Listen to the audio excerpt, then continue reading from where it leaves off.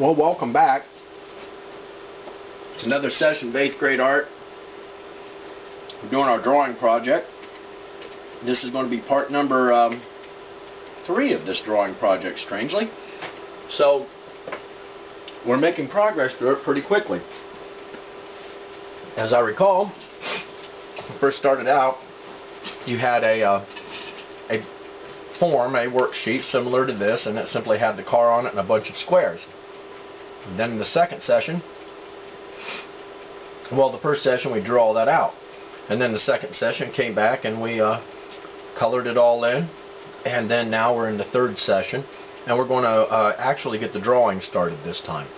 So I think what we're going to need here, I'm going to say, will be, I'm going to use a grading pencil. I guess you should use a red colored pencil if you've got one. And we're simply going to go back through our picture, and now we're going to bold those grid lines really, really bold, so we can tell the difference between the grid line and the squares we're going to put on the paper we'll be drawing on. So in this case, I'll be using my clear ruler. I want to be able to see what I'm doing behind the ruler a little bit. So I'm going to lay that right on that line that divides the I from the H. And it's probably going to take a couple good passes with the colored pencil there to get a nice, dense, bold red line that you can see that will not be confused with a portion of the drawing. Okay, same thing again. We just got to really bold that line.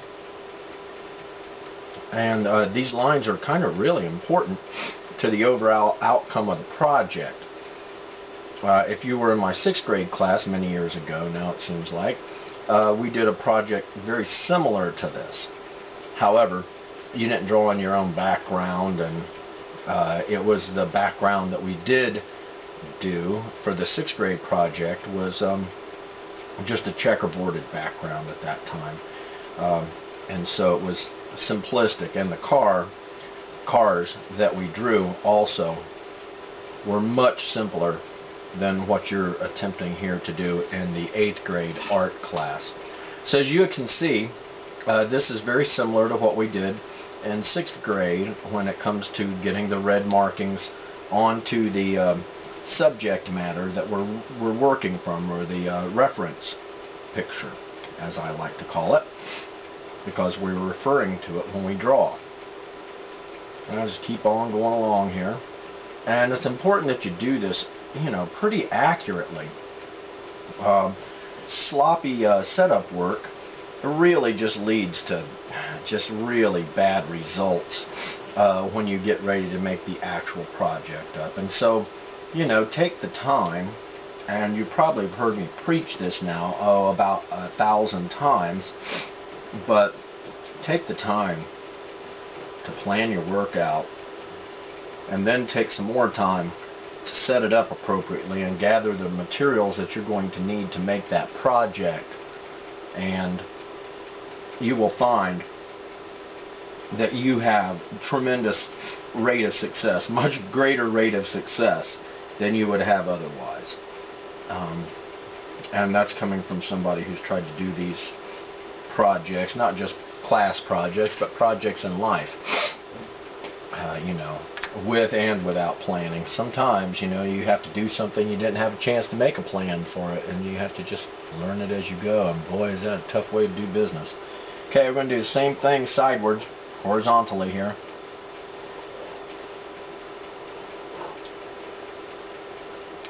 And keep on sliding on down. There we go. Okay, looks pretty good. These are 1-inch squares, by the way.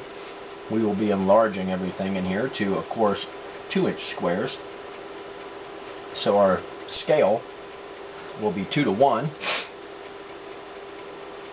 Okay, and then we're just going to continue on laying out our squares. And then, of course, I'm going to go back for the purposes of this demonstration. I'm going to go back and touch up my letters and my numbers with a dark colored pencil, or perhaps even a pen, so they are visible on the camera. You may not have to do that yourself, although it never hurts to just re-familiarize yourself with this stuff. Okay, now this is kind of an odd line because it rests right on the stripe that's on the car, and so I don't want to inadvertently edit that stripe out by making such an extremely harsh line on it that it obscures it. So I'm going to have to maybe go a little lighter on the pressure right there on top of the car, just so I can see. Oh, no, it's still visible. Okay, very good. In fact, that was a pretty accurate marking.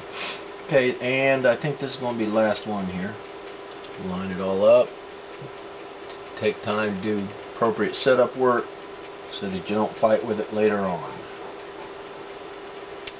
Abraham Lincoln once said that if he was given 3 hours to cut down a tree, he would spend the first hour sharpening his axe. And that's what we're doing right here. Alright. Okay. Now, I think that looks pretty good. So I'm going to put this aside. I will use a pen for my lettering and numbering here. So I'm just going to go back and go over top of these letters and numbers for reference purposes. Okay, and of course, see, how's that showing up on there? Pretty good. Now, we used to do a version of this project in the physical classroom where we used more modern muscle cars instead of old school hot rods like this one is. However, I allowed the students to select one of several things, and there was really, it would just not have translated well into this particular project.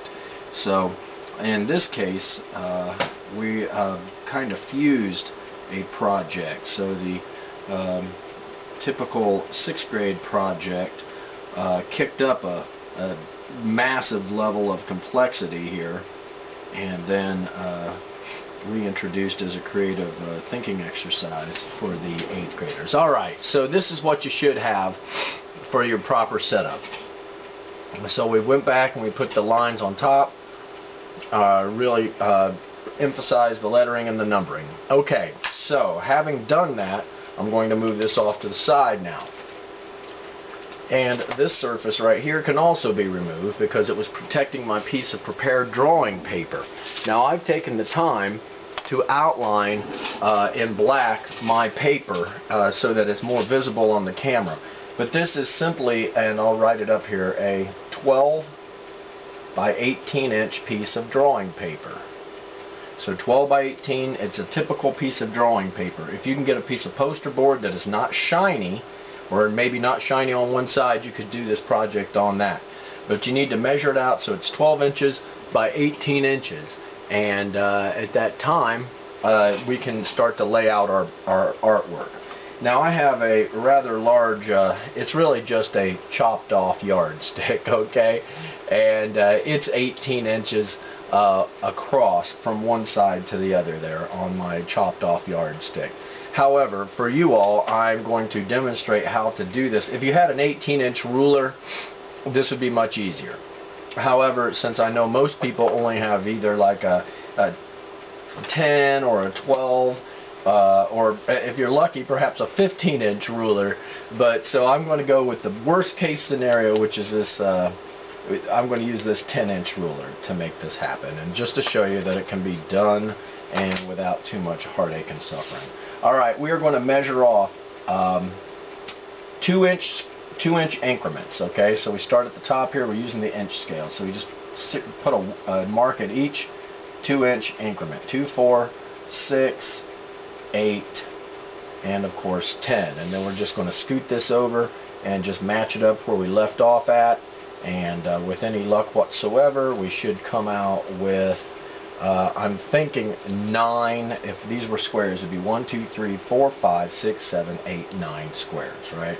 Now, anything we do at the top, we need to really take care of down here as well. And strangely, we should probably do it across the middle as well, since this is a 10-inch ruler. So even if you're suffering from the use of a very small ruler, we can still make this work. So we'll put some span marks through here. So this is 2, and 4 again, and 6, and 8, and 10. And we'll simply go over here and try to mark that off accurately again at 2-inch increments. Making a mark every 2 inches. Same thing down here at the bottom of our paper. We're going to mark it off every 2 inches. 2, 4, 6. Oh man, what am I trying to do here? Okay, 2, 4, 6, 8, and then the 10. See? And then we'll continue on just marking it off every 2 inches or so. Well, it should be pretty accurate. So let's see how accurate my markings are. Now what I'm going to do is try to connect these dots in such a manner that I can continue on to that dot as well. So I'm going to mark pretty lightly though, because this is not always the world's most, this is why you would want to use an 18-inch ruler if you could. Okay, so I'm just going ahead and connecting all my dots, and if they are accurately marked, they should be pretty close. So if you can measure off by 2s, probably going to be okay. Okay, so I'm going to continue on here. And so with a 12 by 18-inch ruler, or even just a sawed-off yardstick, you can really do a lot of complex measurements with just a sawed-off yardstick. So I would, honestly, I'd probably encourage you to try to find a measuring implement that's longer than the paper that you're attempting to measure on. I find myself constantly using yardsticks.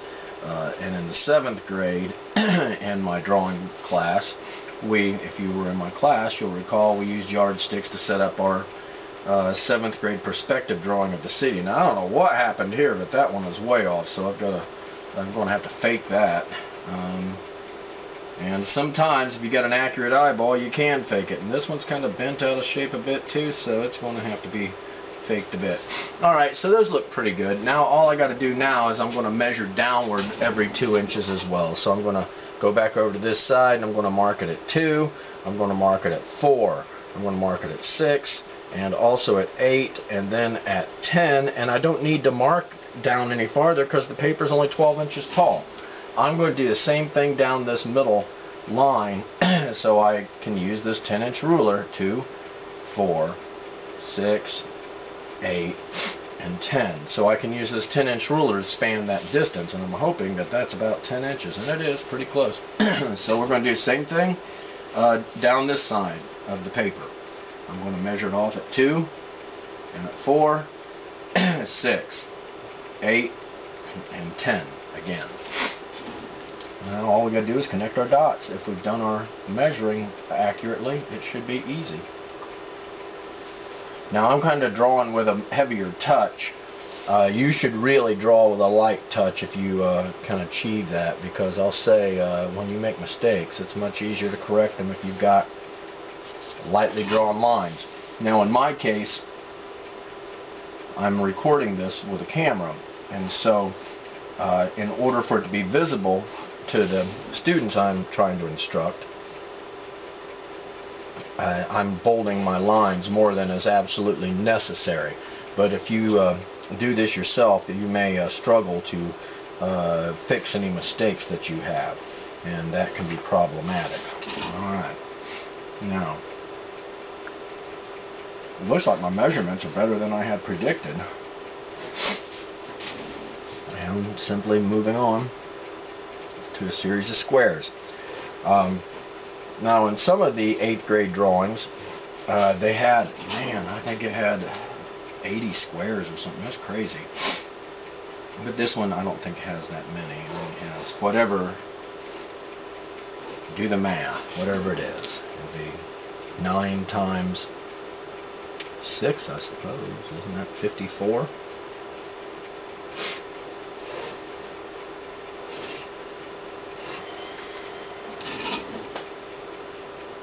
Okay, and lastly, here we go.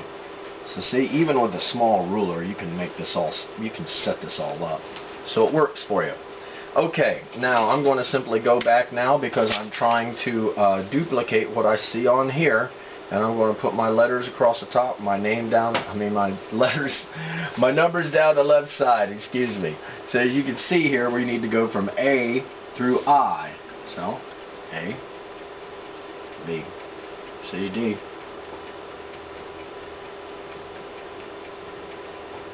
And 12 by 18 inch paper. And letter I. And then over here we'll just work down the left side. 1, 2, 3, 4, 5, and 6. And so there it is. We're ready to draw. Now my advice, I like to work from the top downward, but I also like to work from the easier subject matter to the more complex subject matter. Now I know for a fact that the entire automobile exists in this area, and I'm going to put some dots there to show me that.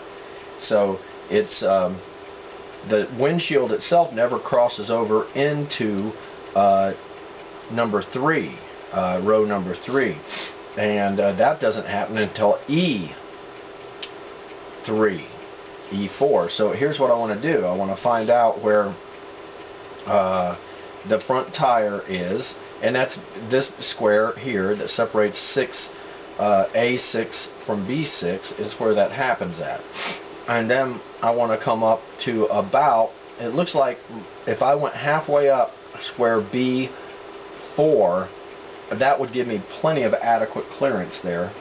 So let's see, it would be actually more like this. Here's what I am attempting to do. I'm attempting to block out where the car is going to be. So in this case, it would be this square. We're going to come up here to here, about A. That would be what I'm trying to translate right here. So I'm trying to put some dots. Let's use the dot technique. So this is a dot down here. And then I'm going to put a dot right here, which helps me figure out where the tire is going to be. So I'm going to go up here, and that is in square B5, right in the line. I'm going to put a dot right there. Now I'm doing this lightly so that I can erase it later. Now, I'm going to dot along lightly until I get just barely over into the next square. So I'm going to dot lightly. I can erase these easily later. Okay, that would put me about right here. And then I notice that this goes up just barely over into the next row of squares. So I'm going to go up here. This would be C4. C4, okay.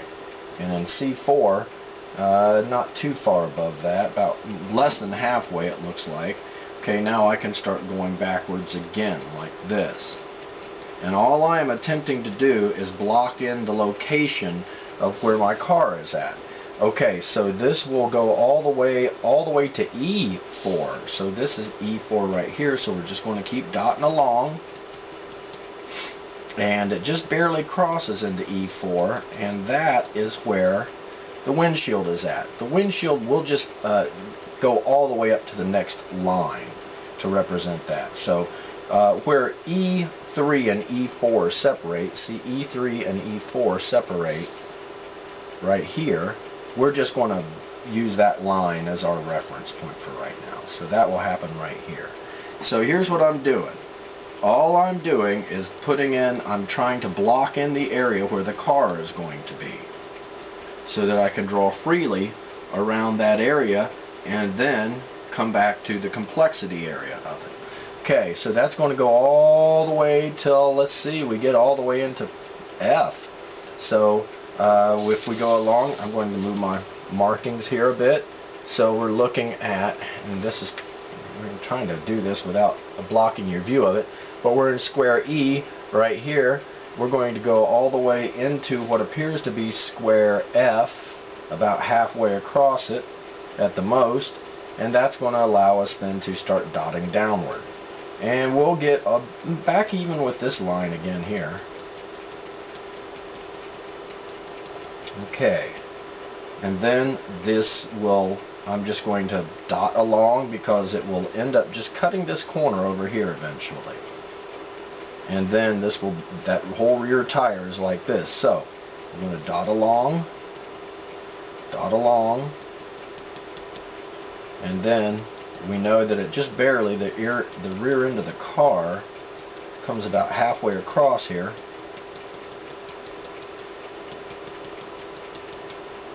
And it comes down like this.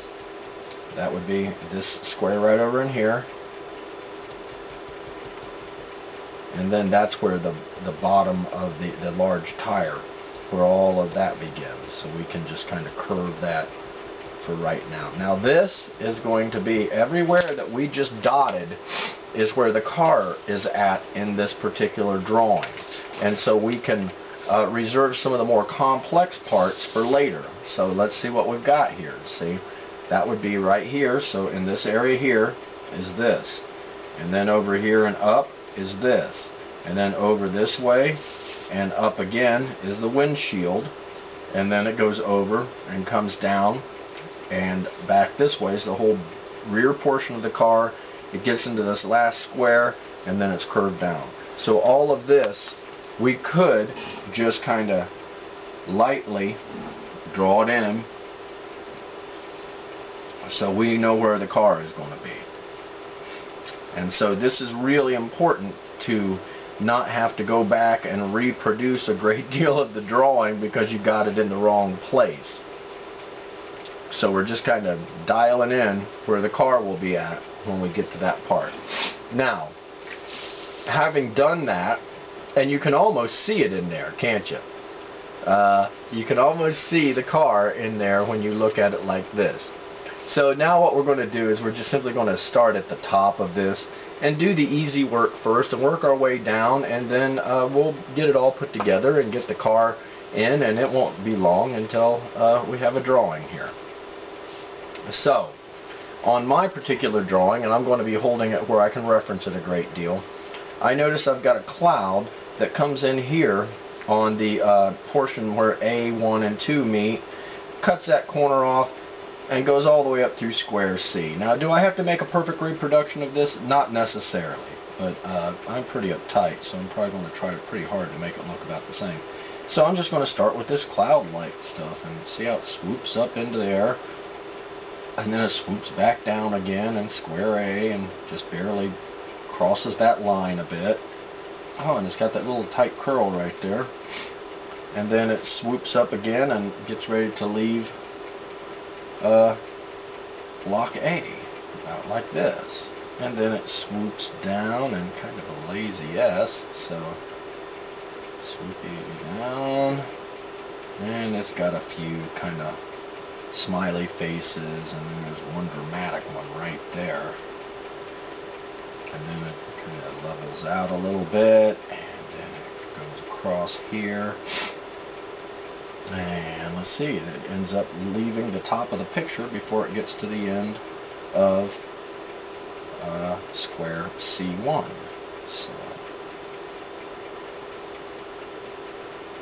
So that's a pretty good reproduction of it. It doesn't have to be absolutely perfect. In fact, it was just the idea that was most important during the planning phase. Okay, so I'm going to go back and just touch up some of my work here. I may even have to sharpen my pencil a bit because it's getting a little dull. And I wonder where my other pencil sharpener has gone. Okay, so, you know, see, once you've already got an idea in your head of what it is you're trying to achieve, it becomes vastly more simplistic. Okay, now that leads us to, where's the center of this sun at? And so it looks to me like it's somewhere in square C2, tending towards the upper left-hand corner. So if I had to look at it and estimate it, I would put it in square C2. Probably about right here, I suppose. Now, why is that important? Because I'm going to be using a ruler here to draw my sunbeams in and to make this much easier on myself.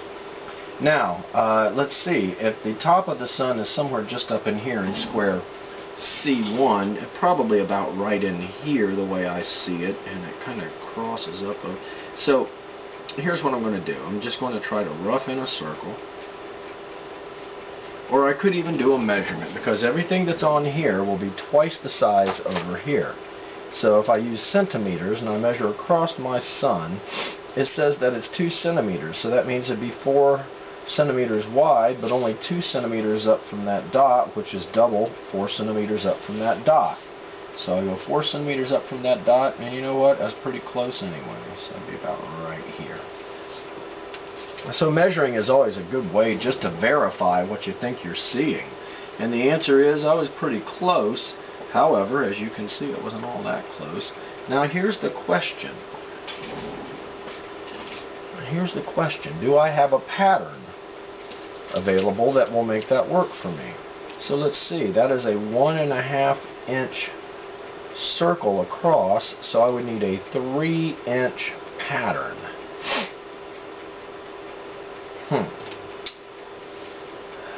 So here's what I'm going to do. I'm going to use a compass. However, if you could find a pattern that was 3 inches across, that would certainly work for you. And since I know this is the middle and this is the radius, I can simply lay my compass on there and find my radius, the appropriate one, and it looks like it's going to be this one right here. Okay, and then I'm going to just, you know, scribe a circle real quick, and that's going to help me get this done more quickly.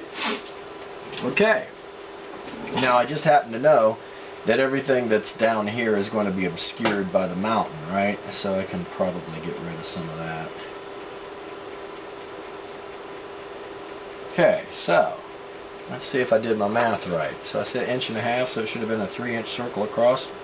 Sure shooting, right there on the money. It's 3 inches. So math. Who would have thought you need it in art? Now I'm going to look at my picture again, and right here I notice that I've got my first beam of sun comes up and disappears into the cloud, but it does also cross over into square B as well. Now if I was really super uptight, I'd probably do some geometry here, but I'm not going to be that uptight about this. This beam right here kind of comes out and hits my edge of my cloud. You know what? I'm going to have to extend my cloud a bit. For some reason, it didn't come through perfectly. But that's okay, because that's how you make art. Okay, so here we go. Maybe this is not quite so steeply. Oh, let's see now. Here's where we'll start to struggle here. Here we go. Here we go. Because see, these beams should come from the center of the circle that we're attempting to draw from. And although this is a free-handed sketch, it should also do that. And so if it doesn't, then you are really messing up the geometry. So in this case, it's probably much more like this. And math works pretty good, but you gotta, you gotta use it. So you can't use math for one thing and then really totally abandon it for something else, or you start getting strange results. Okay, I think that'll work for now. Okay, and all that does is represent this first beam of sun that's coming out of here. Sunbeam. Okay. Tighten that up a bit, and we'll go on to the next one. And so this next beam appears to, we're going to go from the center here, and it looks like there's an adequate space here. Doesn't quite make it down to the next. So if I had to estimate it, see, this right here does not make it to the next grid line. So it'd be somewhere in here I'm going to estimate. And that would be, if I put a dot, that's where it would be. B, get it? Some square B. So I'm going to center up on this, draw my line over here. Now, this is a beam of sunlight coming out the top, but since this is the sky that's in between the beams of sunlight. The next beam, it appears, is below in square B2. So we're going to center this up. We're going to tilt it that way. Hey, and look, if you want to get hyper technical, part of it cuts over the corner of A. So if that's how it's going to be, let's make it B, the way it's supposed to be. So we start here, and then we're going to draw a line.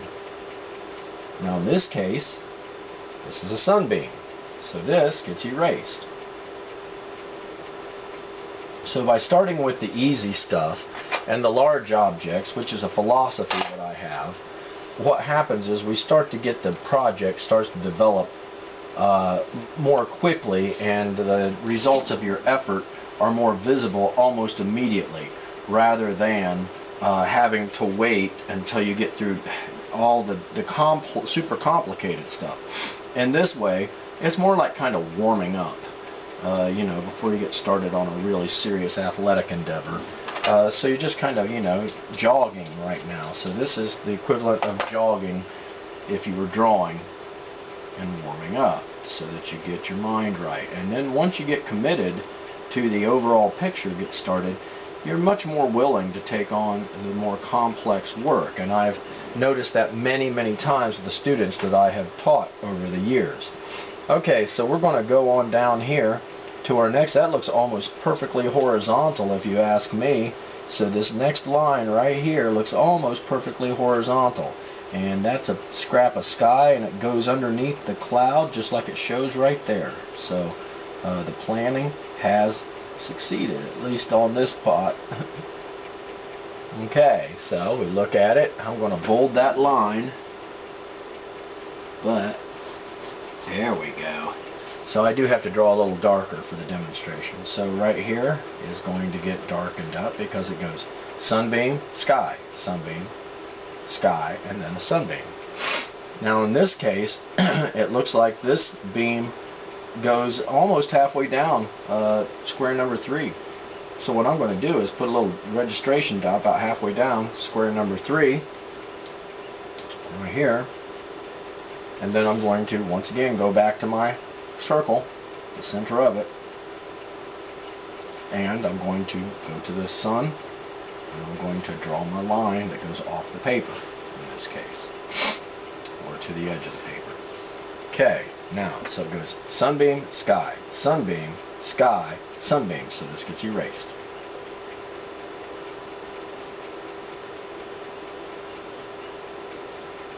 Okay, so it's starting to shape up already, and it is starting to resemble what we see on the picture.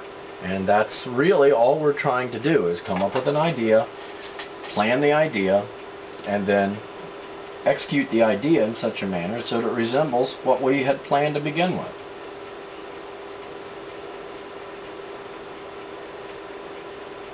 We're always very happy in the military when a plan actually worked out, because, you know, that's usually you just get lucky because everything happens to go your way. However, when you plan something and you work out your plan, that is really one of the more satisfying experiences you can have. Okay, we're going to keep doing the simple stuff here. So we've got this beam, this beam, this beam. Let's go on to this beam. It looks to me like it just barely crosses into square D, just about right here, I'd estimate. So I'm going to put a dot right there. And as I have been doing, I'm going to use the center of this circle and my ruler to line those things up. And I'm going to, from the edge of the circle for the sun. So, you know, things like straight edges and compasses and erasers and geometric tools that we use to patterns a lot of times, that can really, really enhance the beauty of your artwork. This comes, boy, that looks like it's right there at the corner where C and D, that quadrant right there where those meet. It cuts the corner off a square E and ends up over in here somewhere. So I'm going to put a dot right there. It would be right here, I suppose, if I was looking at the reference drawing. It's about right here. Line it up again. And then from the curved portion of the sun, cutting over into square E1. See how that rhymed? There we go. So, sunbeam, sky, this is sunbeam, so this gets erased.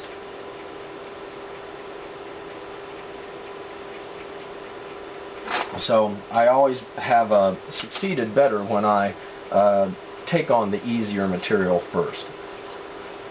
Now that seems like that easy material has come to an end, because we have a cloud right here next and then a mountain, and so I guess it's pretty much time to maybe start this cloud, and then after that it's going to be the mountains, it looks like, and then perhaps this cloud. So this cloud starts in square D1, somewhere about right in here it appears, about halfway across, transits all the way through E, and then it's cut off by the mountain in square F. So I'm going to try to duplicate pretty much what I see in front of me here without obscuring it too badly. Let's move it up here where we can see it, I suppose. Well, I can't because I have to draw through square E. So here we go. We're looking at that. D1. About right here. So we're just going to start with some cloud-like cloudiness. And then it looks like there's a little point down right in there, so I'm going to, and square E1, so I'm going to point that down. And then it piles up again a little bit taller. It looks like not too many puffs in there, like this, little curvy lines. And then it tops out and steps back down again. So I'm going to pooch that up a bit. Then it steps back down and actually has another little V shape in there. And then it flattens out. And it crosses into square F1 where it kind of disappears behind the mountain. It's got a couple little markings and then it just disappears, like I forgot to put a marking on it or something there. So I'm just going to mark it right here because that mountain will come through here and then up like this. So, well, that is really quite good. So let's see what we've got here real quickly before we call it a session, since the bell just went off and I don't want you to be late for your next class. Okay, so first of all we went through our drawing and we used a heavy red colored pencil and we gridded it all out, re-lettered it, renumbered it down the side. We did the same thing on our piece of paper. We had to lay it out into 2-inch squares, so it has the same number of letters across the top, same number of numbers down the side, just like what we were drawing from. And then we blocked out where the car will be, just using the dotted line method. So we know our car is going to be in this area down here. And then I chose, and this is just the way I work, to start with the easiest material first that I saw, that takes up the most amount of space, if you want to know the truth, is simple material. And so I'm going to start with that so I get my project going, which resulted in me doing a little geometry up here and then using a ruler and a compass to get my sun set up. So it seems to me like the project is starting to come along real nicely. So in our next session, when we get back together again, we will just continue with this drawing that we're making, and we will be making progress as well. So thanks for your attention, and I'll see you in the next session.